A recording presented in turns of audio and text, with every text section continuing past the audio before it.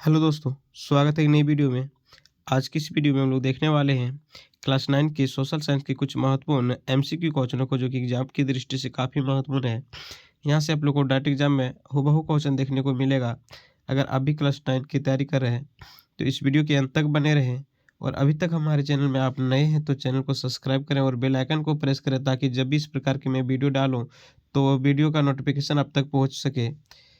तो आइए बिना देर करते हुए हम लोग क्वेश्चन को स्टार्ट करते हैं और एक एक कर को समझते हैं और इसका उत्तर देते चलते हैं।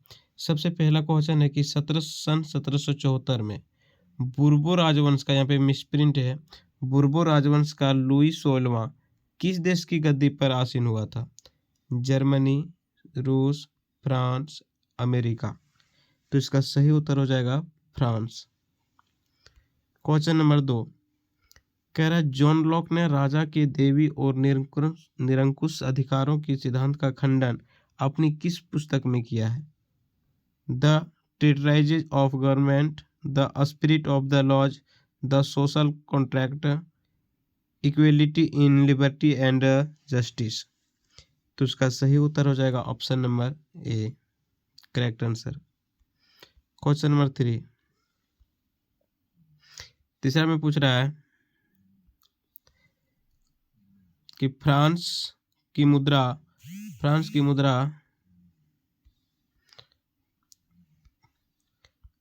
की मुद्रा को किस नाम से जाना जाता था, जिसे 1794 में समाप्त कर दिया गया था? पाउंड, येन, डॉलर और लिब्रे।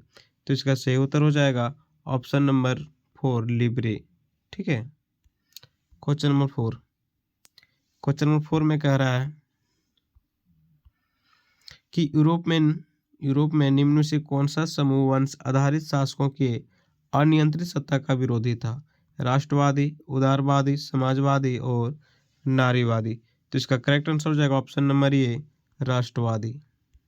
क्वेश्चन नंबर 5 में कह रहा है कि रूस में निम्न में से किस प्रकार की मांग को लेनिन की अप्रैल थीसिस के नाम से जाना जाता है? यानी रूस में निम्न में से किस प्रकार की मांग को लेनिन की अप्रैल थीसिस के नाम से जाना जाता है? युद्ध को समाप्त किया जाए, सारी जमीन किसानों के हवाले की जाए, बैंकों का राष्ट्रीयकरण किया जाए, उपयुक्त सभी। तो इसका सही उत्तर हो जाएगा ऑप्शन नंबर डी, उपयुक्त सभी।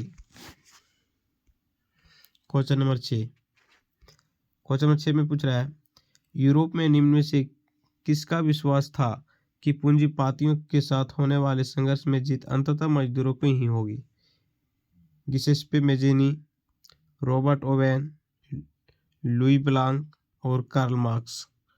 तो इसका सही उत्तर हो जाएगा option number D, Karl marks.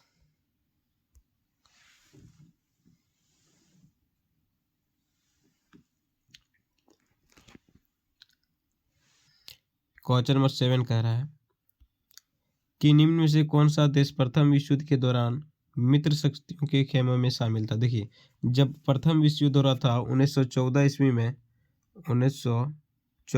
में, तो यह पूरा संपूर्ण देश दो भागों में बट गया था, एक मित्र राष्ट्र, दूसरा धृतराष्ट्र। ठीक है, धुरीराष्ट्र और मित्र राष्ट्र। तो कह रहा है कि मित्र शक्तियों के खेमे में कौन शामिल नहीं था? जर्मनी, इंग्लैंड, फ्रांस, रूस। तो इसका करेक्ट आंसर होगा ऑप्शन नंबर ए, जर्मनी। क्वेश्चन नंबर 8 कह रहा है, हिटलर ने जिस विचारधारा को जन्म दिया था उसे क्या कहते हैं? समाजवाद, फांसीवाद, नाथसीवाद और साम्यवाद। तो इसका करेक्ट आंसर हो जाएगा ऑप्शन नंबर सी, नाथसीवाद। क्वेश्चन नंबर 9 देखते हैं। कह रहा है कि जावा में किस समुदाय के लोग कुशल लकड़हारे और घुमंतू किसान के रूप में जाने जाते थे? संथाल, कलांग, डच और सामिन।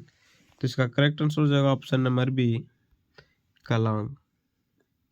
क्वेश्चन नंबर 10 कह रहा है कि वन अधिनियम के चलते गांव वालों को निम्न में से कौन सी गतिविधियां गैर कानूनी बन गई है?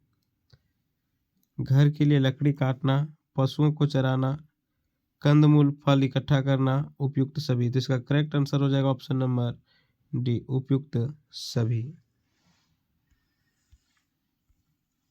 Question number 11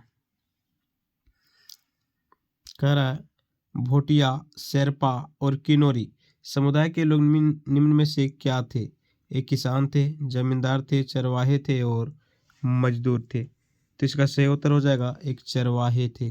correct answer option number C, चरवाहे। क्वेश्चन नंबर 12 में कह रहा है कि औपनिवेशिक सरकार ने आपराधिक जनजाति अधिनियम कब पारित किया था? 1871, 1881, 1891, 1899। तो इसका करेक्ट आंसर हो जाएगा ऑप्शन नंबर ए, 1871। क्वेश्चन नंबर 13 कर रहा है उत्तर में भारत देश को लगभग 2 बराबर भागों में निम्न में से कौन सी रेखा बांटती है? कर्क रेखा, विषुवत रेखा, अक्षांश रेखा और देशांतर रेखा। तो इसका सही उत्तर हो जाएगा विषुवत रेखा। क्वेश्चन नंबर 14 कह रहा है झारखंड, उत्तर प्रदेश, बिहार, पश्चिम बंगाल और सिक्किम की सीमाएं किस देश को छूती है? नेपाल, चीन, भूटान और म्यांमार। ठीक है, तो इसका करेक्ट आंसर हो जाएगा ऑप्शन नंबर ए, नेपाल। क्वेश्चन नंबर 15 कह रहा है तीस्ता तथा दिहांग निम्न में से किनके नाम है जो असम हिमालय का सीमांकन करती है? राज्यों, पर्वतों, नदियों और पठारी भागों।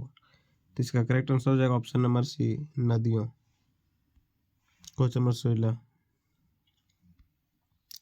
भारत में हिमालय पर्वत की श्रृंखला में से सबसे लंबी तथा सबसे महत्वपूर्ण श्रृंखला किसे मानी जाती है? धौलाधर, महाभारत, पीर पंजाल और शिवालिक। तो इसका सही उत्तर हो जाएगा option number B, Mahabharat.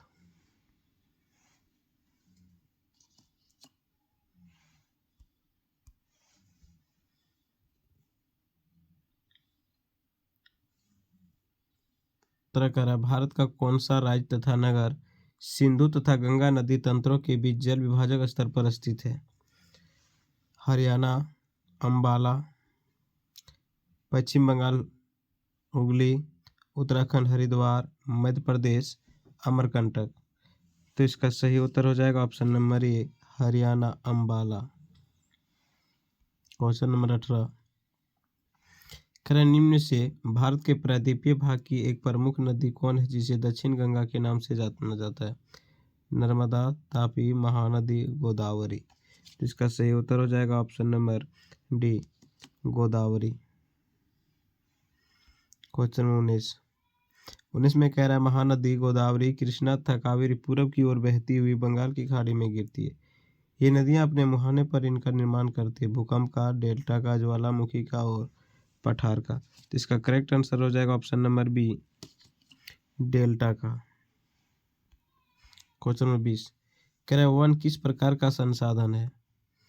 One किस प्रकार का संसाधन है? मानव निर्मित, अजैव, नवीकरणीय, इनमें से कोई नहीं। इसका करेक्ट आंसर हो जाएगा नवीकरणीय। क्वेश्चन नंबर 21 वन क्षेत्र निम्न में से किन कारणों से कम हो रहे हैं? उद्योगों के विकास के कारण, शहरीकरण की परियोजना लागू होने के कारण, कृषि के लिए अधिक क्षेत्र की मांग होने के कारण। ठीक है,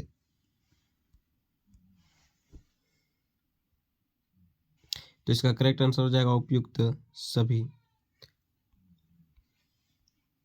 क्वेश्चन नंबर 22 निम्न में से कौन सा कारण भारत के उत्तर पश्चिमी भागों में शीत ऋतु में होने वाली वर्षा के लिए उत्तरदायी है?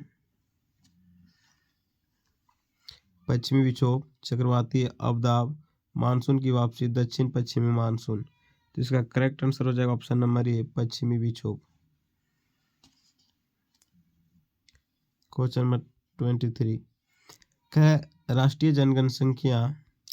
जनसंख्या नीति 2000 का मुख्य उद्देश्य क्या है? 14 वर्ष से कम आयु के बच्चों को निःशुल्क शिक्षा प्रदान करना, निःशुल्क मृत्यु दर को कम कर शिशु मृत्यु दर को कम करना, टीका रोधी बीमारियों से बच्चों को छुटकारा दिलाना, उपयुक्त सभी। तो इसका सही उत्तर हो जाएगा उपयुक्त सभी।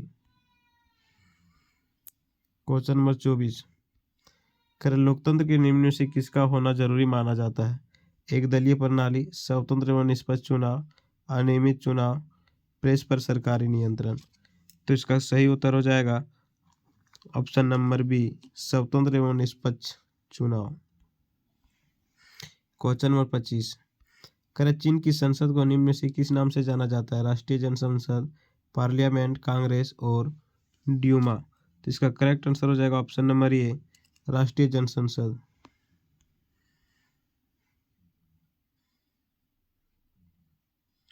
क्वेश्चन नंबर 26 में है, दक्षिण अफ्रीका के गोरों की सरकार ने नेल्सन मंडेला पर किस प्रकार का मुकदमा चलाया था? देशद्रोह का मुकदमा, नैतिकता के विरोध, भ्रष्टाचार। तो इसका सही उत्तर हो जाएगा देशद्रोह का मुकदमा चलाया था। ठीक है।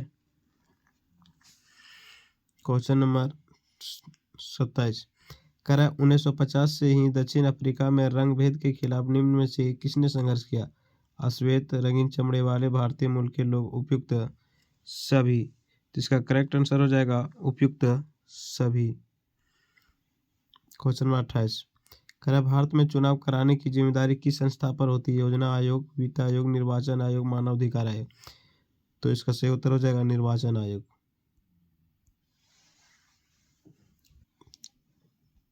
करा निम्न में से कौन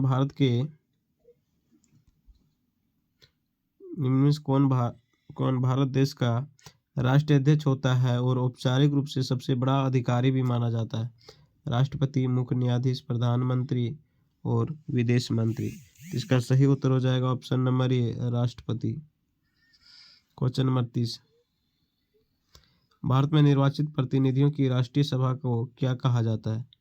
भारत में निर्वाचित प्रतिनिधियों की राष्ट्रीय सभा को क्या कहा जाता है? सर्वोच्च न्यायालय, संसद, राष्ट्रपति भवन